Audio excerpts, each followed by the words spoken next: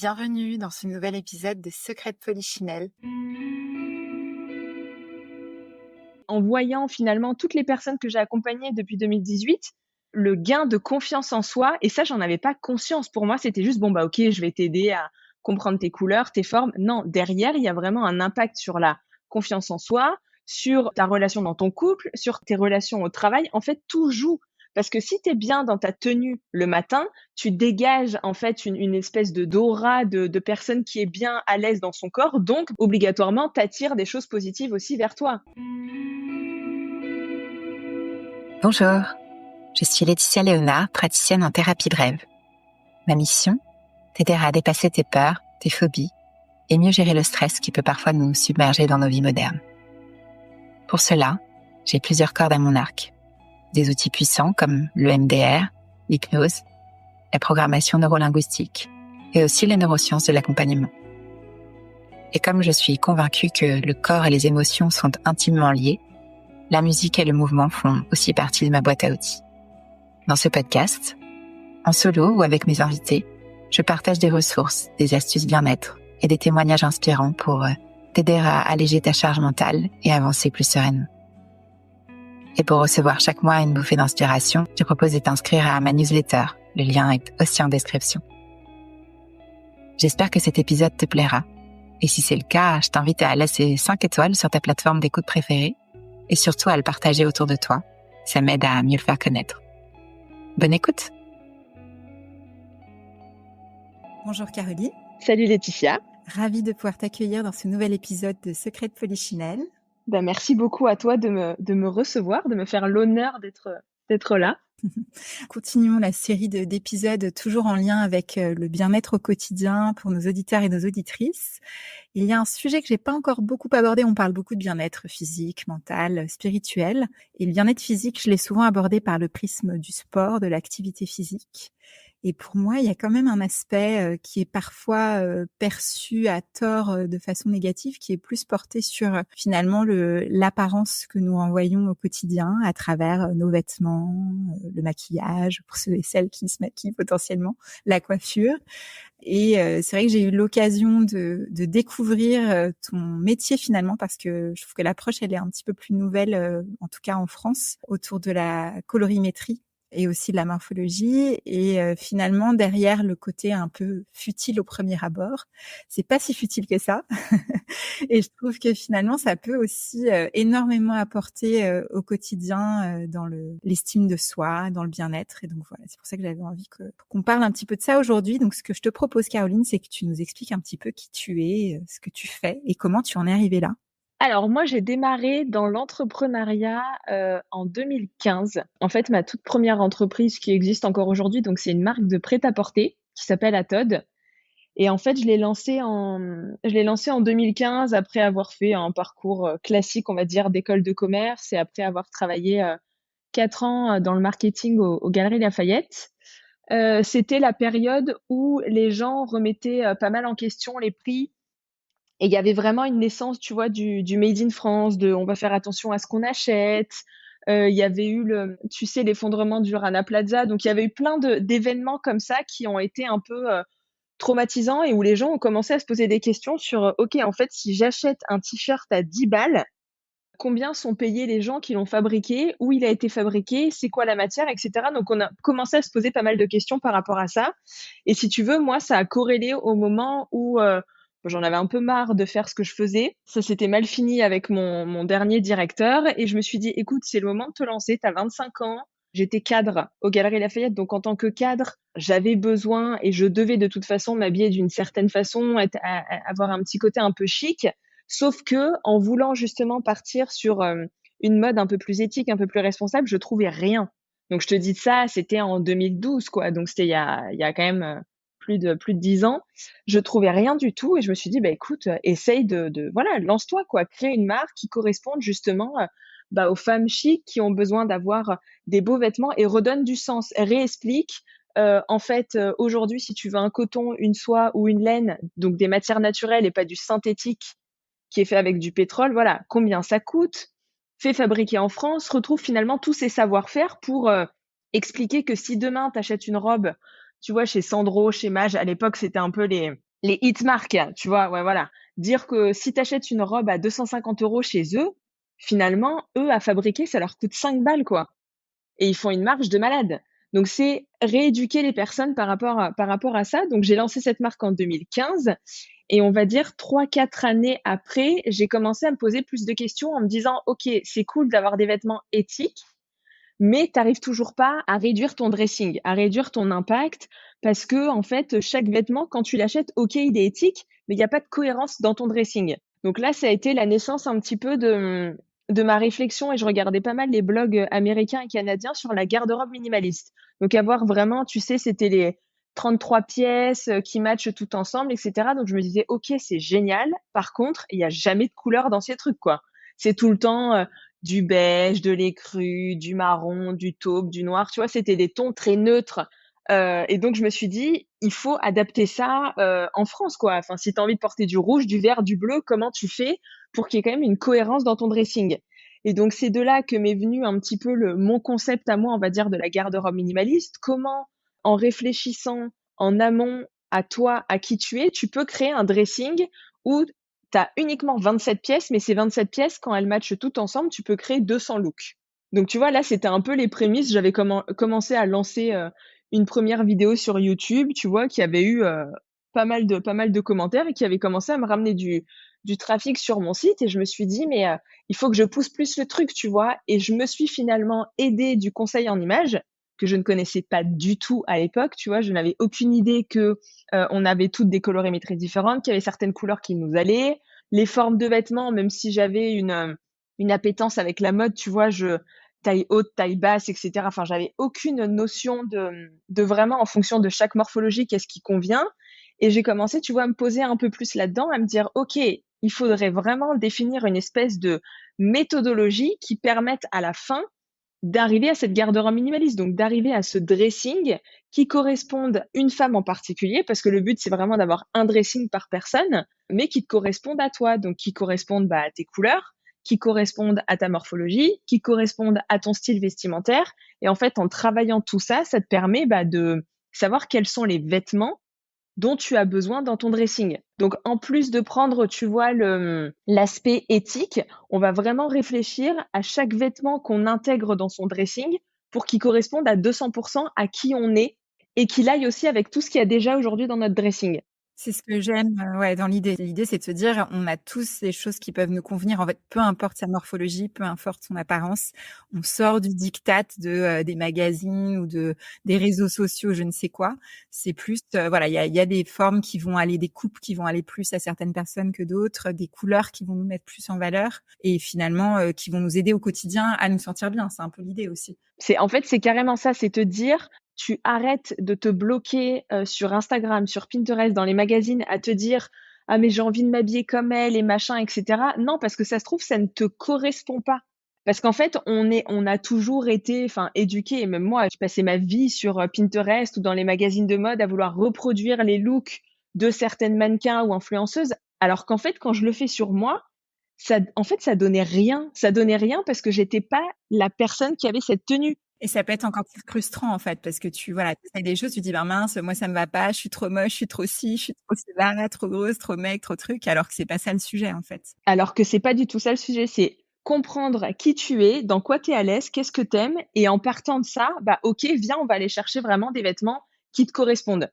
Donc c'est vraiment parti de ça et petit à petit, bah, ça a fait, son petit chemin. Si tu veux, moi, au début, je me suis jamais dit: «Il y a des personnes, il y a des femmes qui vont, me payer pour que je leur explique comment s'habiller».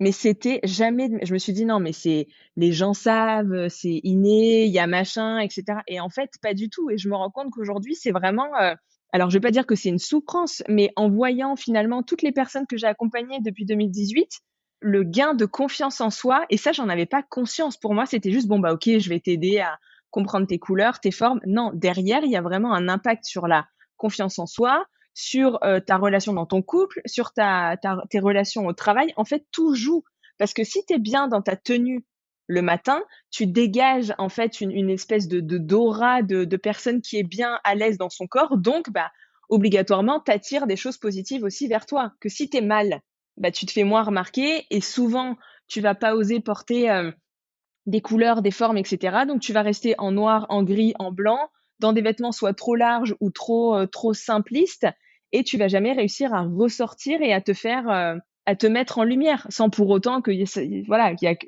l'attention soit attirée que sur toi, mais tu vois ce que je veux dire? Oui, tout à fait. L'idée, c'est pas de devenir, la star, c'est pas ça. C'est en tout cas d'être bien dans son corps aussi parce que finalement, on est dans des sociétés alors moi, je suis thérapeute à côté, hein, tu vois? Et c'est vrai qu'on est très déconnectés de nos corps, on est beaucoup dans le mental et je trouve que c'est un moyen comme un autre. Après voilà, ça parle, aux gens à qui ça parle et c'est très bien comme ça. Mais voilà, on est tellement déconnectés qu'on a parfois besoin de retrouver ce lien-là aussi avec, et les vêtements, c'est des choses qu'on porte tous les jours. Ça reflète aussi un peu, mine de rien notre morale, notre état du moment. Finalement, voilà, une couleur, elle peut avoir un impact, une coupe, elle peut avoir un impact. Et puis une fois qu'on trouve ce dans quoi on est bien et ce qui nous convient, en général, peut y avoir comme un déclic aussi qui s'opère, et qui change, comme tu disais, et qui peut changer la donne, sur plein de plans. Alors quand tu disais, finalement la tenue qui convient, donc bon, j'entends le côté, évidemment, selon nos goûts, selon les couleurs, qu'on apprécie, selon déjà les choses qu'on a dans notre dressing. Donc il y a une histoire de morphologie aussi, tu disais. Est-ce que tu peux en dire un petit peu plus? Finalement, il y a des types de morphologie qui ont été définis. En fait, si tu veux, tu as 6 types de morphologie qui existent. Pour déterminer ta morphologie, en fait, c'est simple. C'est tu te regardes dans un miroir. Le mieux, c'est tu es toute seule chez toi, tu te mets en sous-vêtements, tu te mets face à un miroir et tu regardes en fait la largeur de tes épaules, la largeur de ta taille. Donc ta taille, c'est au niveau du nombril et la largeur de tes hanches, c'est où tes fesses sont les plus bombées. Et en fait, quand tu te regardes face à un miroir, tu peux faire aussi en prenant tes mesures, tu regardes en fait les différentes morphologies, la morphologie que tu vas avoir. Donc, soit tu es plutôt en X, donc c'est-à-dire que tes épaules et tes hanches sont dans le même alignement, mais tu as la taille qui est marquée. Donc, une X va être une morphologie plutôt fine, tu vois. Moi, je vais être plutôt une morphologie X parce que j'ai pas beaucoup de seins, j'ai pas beaucoup de fesses, etc. Donc, hop, tu as la morphologie 8 qui est pareille que la X, mais qui va avoir plus de forme, qui va avoir plus de poitrine, un peu plus de hanches, un peu plus de bras, etc. Donc ça, c'est les deux morphologies. Ensuite, tu as la morphologie en V, où là, c'est vraiment, tu as beaucoup plus d'épaules que de hanches. Donc vraiment, tu as les épaules qui sont vraiment beaucoup plus larges par rapport à tes fesses. À l'inverse, la morphologie A, où c'est les hanches qui sont beaucoup plus larges que les épaules. Et ensuite, tu as la morphologie H. Donc là, tu es vraiment dans un alignement, c'est-à-dire épaules, taille et hanches sont exactement dans le même alignement. On a tout été des morphologies H, si tu veux. La morphologie, elle se met en place au niveau à partir de la puberté, où vraiment ton corps va commencer à prendre les formes, on va avoir nos règles, etc. Donc, c'est là où les formes se dessinent, on prend de la poitrine, on prend un peu de fesses, la taille se dessine, mais on a tout été toute droite, en fait, des morphologies H. Donc, il y a des personnes qui vont avoir de la taille, d'autres non. Et une morphologie O, qui est comme une H, mais avec plus de forme. Donc, qui va être plus ronde, qui va avoir plus de ventre, plus de poitrine, plus de fesses. Et là, bien sûr, on s'adresse aux femmes, on est bien d'accord, hein. Je l'ai pas précisé en début d'épisode, mais voilà. Je sais que toi, tu t'adresses, exclusivement aux femmes, il me semble, si je me trompe pas. Oui, tout à fait. Pour les hommes, il y a des histoires de morphologie aussi, ça fonctionne complètement différemment. Peut-être que bon, c'est pas ton domaine, mais je sais pas si tu Alors, c'est pas mon domaine, mais pour les hommes, ça va être de toute façon la même chose. Tu vas avoir des morphologies exactement pareilles. Par contre, le type de vêtements que tu vas préconiser à un homme sera différent d'une femme. Tu vois, les femmes, on va dire, voilà, pour féminiser la tenue, marque ta taille, etc. Alors, on va pas dire ça à un mec, tu vois. Si tous les hommes rentrent leur chemise dans leurs pantalons, ça va faire un peu chelou, tu vois ce que je veux dire. Il y aura une adaptation.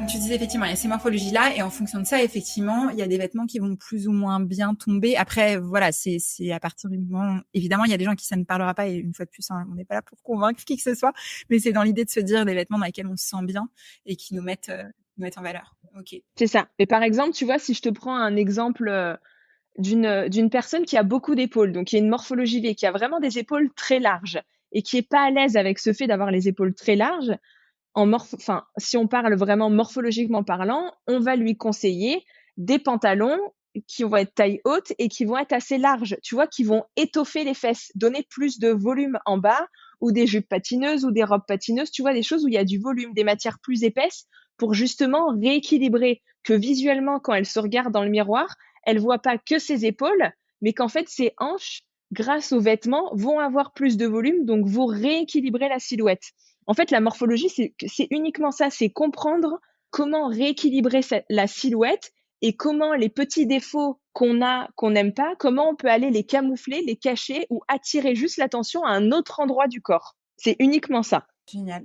Ouais, mais c'est des astuces parmi d'autres qui sont très utiles. Et alors, tu disais, on peut jouer donc effectivement sur la morphologie et aussi sur la colorimétrie. Bon, à Paris, par exemple, les gens ont beaucoup tendance à s'habiller en noir, un peu trop à mon goût. Alors que pourtant, il y a des couleurs parfois qui vont très bien au teint et qu'on n'ose pas forcément peut-être. Et donc là aussi, ça peut donner des indices en fonction du teint de peau, de la couleur des cheveux, de la couleur des yeux, c'est ça? Tu as très bien révisé ta leçon. C'est tout à fait ça. En fait, pour déterminer la colorimétrie, on se base voilà, sur ces 3 caractéristiques. Couleur du teint, couleur des yeux, couleur des cheveux. Et en fait, on détermine est-ce que c'est chaud, est-ce que c'est froid ou est-ce que c'est neutre. Et ça, en fait, ça va permettre de te classer dans une saison de colorimétrie. En fait, la colorimétrie, c'est une méthode qui permet de savoir quelles sont les couleurs qui mettent le plus en valeur le teint. Donc, c'est-à-dire qui nous donnent bonne mine. Donc, qui vont effacer effacer les cernes, qui vont nous donner un teint plus lumineux, qui vont nous donner juste bonne mine, quoi. Mmh. Et en fait, en fonction de ces caractéristiques, tu sais si c'est plutôt des couleurs chaudes ou des couleurs froides qui vont aller au teint, si c'est plutôt des couleurs claires ou foncées, est-ce que c'est des couleurs qui sont adoucies ou au contraire des couleurs qui sont vives. Et c'est en faisant cette analyse que tu peux essayer toute seule de le faire. Moi, c'est ce que je recommande aux personnes qui me suivent, tu vois, sur les réseaux sociaux, de toujours démarrer toute seule parce que ça te permet de tester, toi, de comprendre un petit peu, OK, est-ce que tu as compris ce qui était chaud, froid, neutre, de regarder dans ton dressing si tu étais déjà dans le bon ou pas.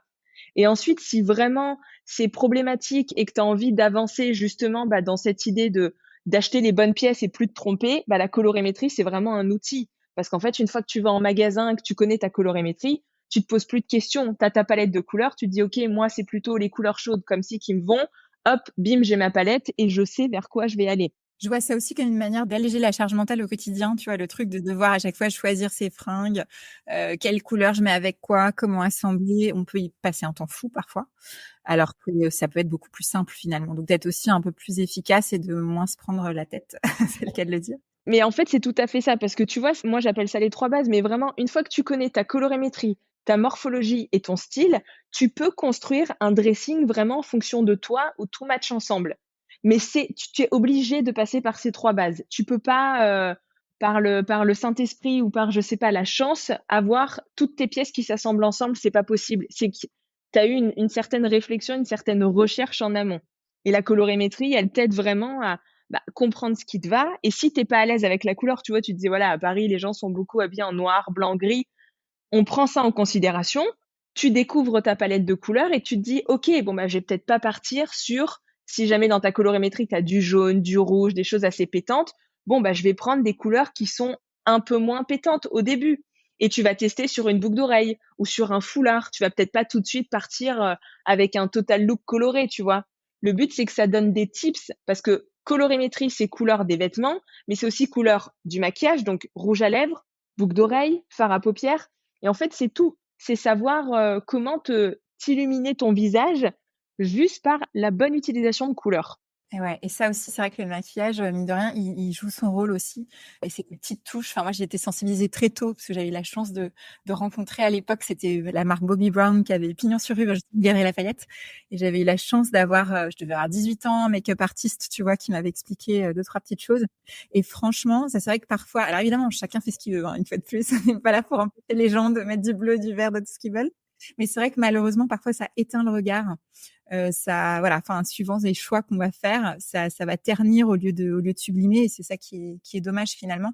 Et c'est vrai qu'on reste, voilà, sans rentrer dans, une fois de plus, l'idée n'est pas de rentrer dans un truc hyper superficiel, c'est de se dire, on est quand même dans une société de l'image.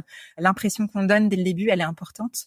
Donc autant mettre toutes les chances de son côté aussi pour se mettre en valeur, tout en gardant sa propre personnalité, comme tu le disais, sa morphologie. Voilà, on n'est pas là pour changer les gens, et plus là pour mettre en avant, finalement, leur point fort. C'est un peu ça l'idée, je pense.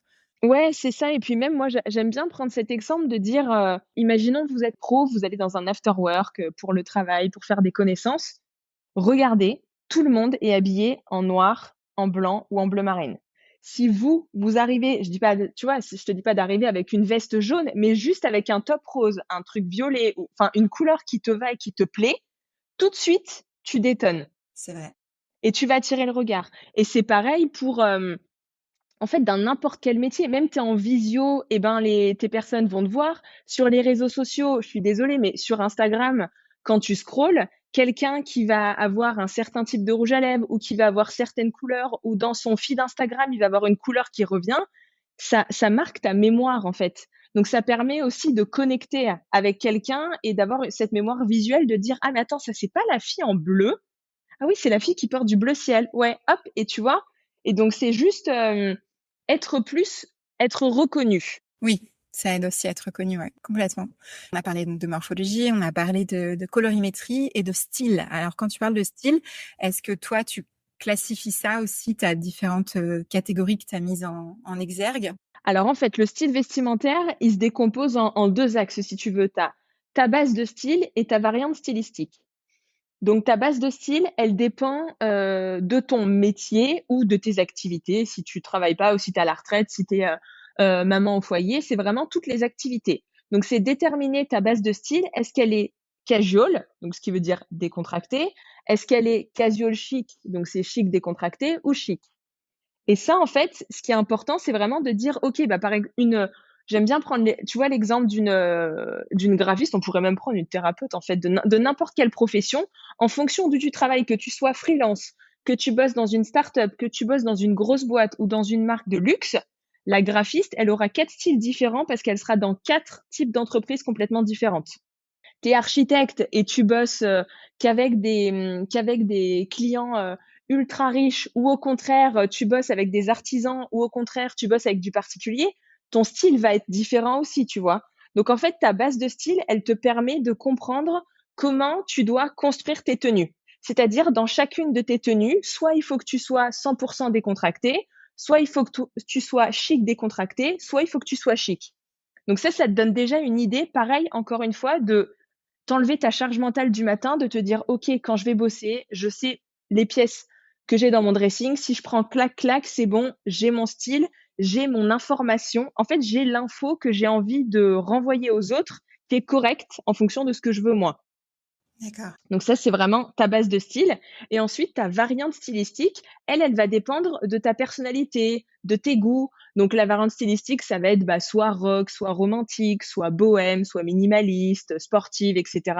Donc ça dépend vraiment bah, de toi, de ce que t'aimes, tu vois. Et en fait, de mixer ces deux éléments ensemble, ça te permet aussi de comprendre bah, comment tu dois construire tes tenues. Tu vois, moi j'aime bien dire, il peut y avoir un style, c'est-à-dire casual chic rock, mais 2000 constructions de tenues complètement différentes. Parce que toi, par exemple, Laetitia, tu vas aimer le casual chic rock, mais tu vas aimer le rock en poussant vraiment le truc, ouais, des perfectos, du simili-cuir, du léopard, du machin. Et moi, je vais être casual chic rock, mais en aimant que des petits détails de boucles d'oreilles, de bijoux ou de petites broches, tu vois. Et donc, en fait, analyser ça, ça te permet de comprendre, bah, en fonction de ta personnalité, est-ce que tu es plutôt timide ou au contraire extraverti? Donc, comment tu as envie d'être vu par rapport aux autres et comment toi, tu te sens à l'aise?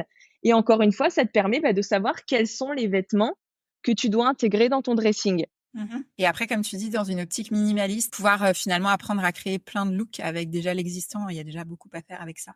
Ah oui. Non, mais franchement, oui.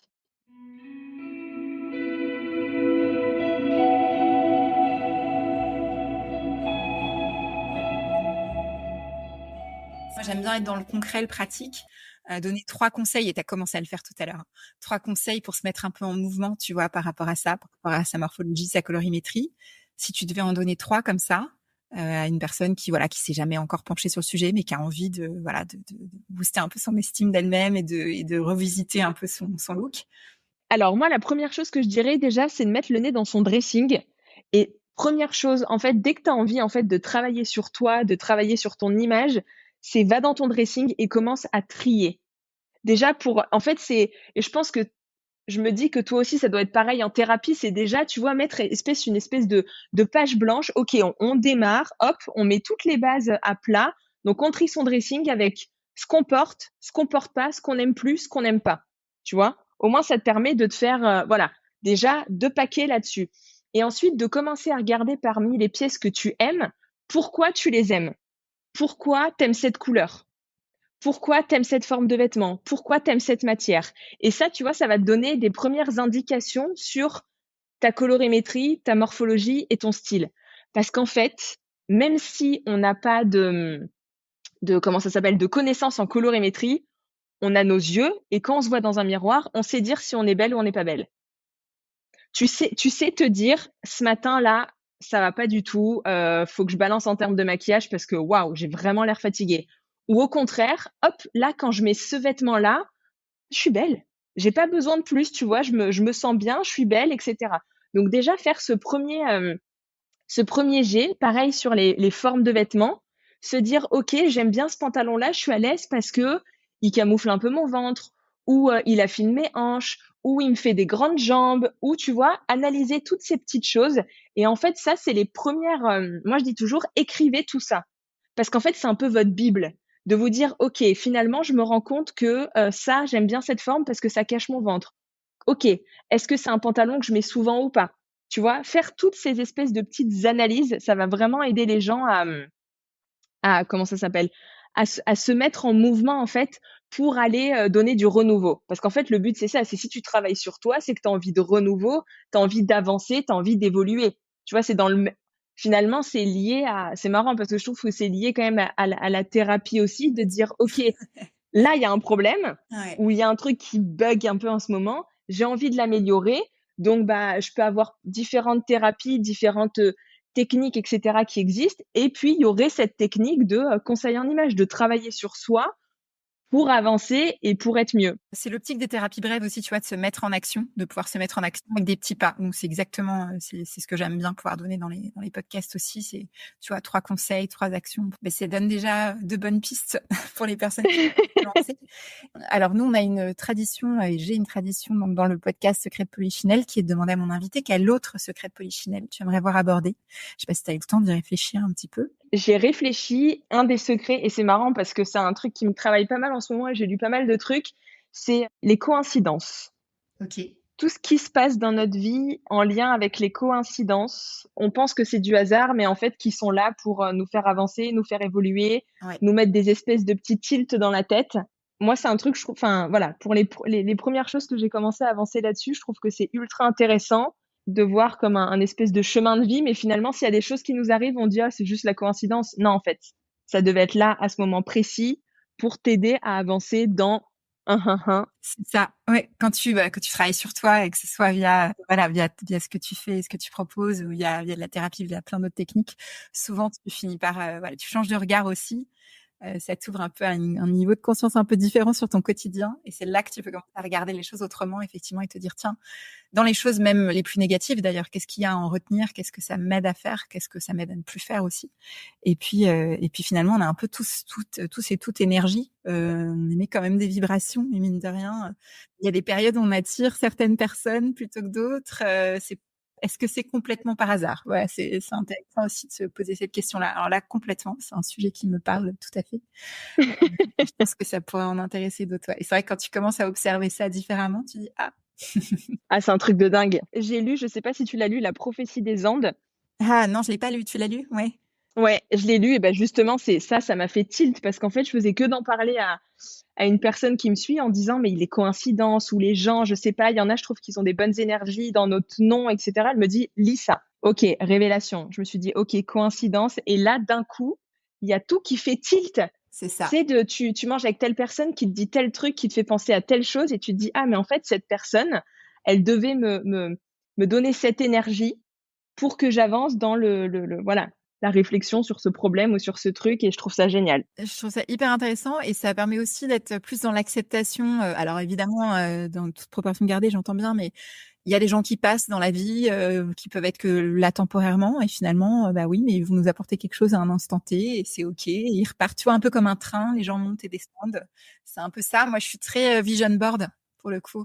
tu vois, en début d'année, et je trouve que j'en ai fait l'expérience 3 années de suite. Et en fait, à la fin de l'année, je me rends compte que ce que j'ai noté, ce que j'ai mis en image, c'est réalisé. Donc d'une manière ou d'une autre, ok, ça m'a influencé, je l'ai manifesté, très bien. Mais voilà, ça joue aussi sur la visualisation positive. Tu vois, c'est quelque chose en thérapie brève qu'on utilise énormément aussi. Mine de rien, le cerveau, il fait pas la différence non plus entre le réel et le virtuel. Donc là aussi, tu vas aider, tu vois, ton cerveau à manifester des choses, à vibrer des choses. Donc c'est super intéressant. Et à côté de ça, pour celles et ceux qui sont branchés sur la numérologie, c'est une autre lecture, une autre grille de lecture qui peut donner des billes dans le cheminement de vie, justement. Parfois, quand on est dans des stades, on se pose des questions. Pourquoi on se pose des questions? Finalement, sur quoi on est axé en fonction de notre, on peut appeler ça comme on veut, hein, notre arbre de vie, de notre mission de vie, peu importe. Ça donne une espèce de colonne, Après, évidemment, il y a un libre arbitre qui reste, mais ça donne une espèce de colonne directrice. On se rend compte que souvent, quand on est dans des phases de doute, de confusion, on est un petit peu en décalage par rapport à ça, et que ça explique un peu les moments de tâtonnement, et puis ça peut remettre des fois sur un chemin, un fil conducteur. Trop intéressant. Le fameux pourquoi dont on parle aussi, tu sais, quand tu travailles sur tes valeurs, ton pourquoi, quand on se lance à compte, c'est des choses qu'on fait, ou quand on fait des bilans de compétences. Ça aussi, quand t'as ça, après, c'est génial. Et je trouve que, pour le coup, ce que tu proposes, tu vois, d'une autre manière, c'est le kit aussi, une fois que t'as tes couleurs, t'as ta morpho, allez, hop, c'est parti, quoi. Tu vois, tu peux y aller. En fait, c'est travailler sur tout l'être, en fait. Autant sur le physique que sur l'intérieur, que sur le mental. Tout est lié. Alors, est-ce que tu peux me dire un petit peu plus comment on fait pour te suivre? Alors, je sais que tu es très active sur Instagram. Tu as un site web aussi? Oui, c'est ça. Donc moi, sur Instagram, donc c'est garde-robe minimaliste. Voilà, tous les jours, je partage des contenus, je suis en story, et cetera. Et puis c'est moi qui réponds aux messages. Donc, toutes les personnes qui ont des questions à me poser, elles peuvent directement passer par là. Et sinon, pour retrouver un peu plus les accompagnements, c'est sur atode.fr, donc atode.fr, où là, il y a un onglet vraiment sur la partie conseil en images et sur la partie vêtements aussi, pour voir toutes les prestations que je peux proposer. Génial. Et donc, tu disais, j'ai bien entendu que toi, tu es vraiment exclusivement sur l'accompagnement des femmes. Est-ce que sur l'accompagnement des hommes, tu as des sites, tu as des profils, des choses que tu recommandes? Est-ce que toi, c'est quelque chose où pour quelqu'un qui se poserait la question, parce que j'ai parfois quand même des auditeurs. Alors, moi, je sais que je suivais, ça s'appelle Bonne Gueule. En fait, c'est un blog homme et il donne tellement de conseils. Je pense pas qu'il fasse du conseil en image. Je sais pas si c'est très répandu, le conseil en image pour les hommes. Franchement, j'ai pas plus creusé. Moi, c'est quelque chose que j'aimerais bien développer plus tard, tu vois, mais j'ai besoin d'être bien calé avec les femmes. Et puis les hommes, comme je te disais, c'est complètement différent, parce que même si on a les mêmes morphologies, les conseils sont sont quand même un peu différents. Et même en termes de palette de couleurs, tu peux pas donner les mêmes palettes à un homme qu'à une femme. Mais donc pour les hommes, moi je dirais, le seul qui me vient, c'est vraiment Bonne Gueule, parce que je trouve que tous les conseils sont vraiment top et adaptés à tout type d'homme.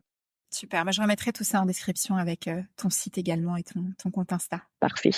Merci beaucoup, Caroline. Merci Laetitia de m'avoir reçue. Merci d'avoir écouté cet épisode de Secrets de Polichinelle.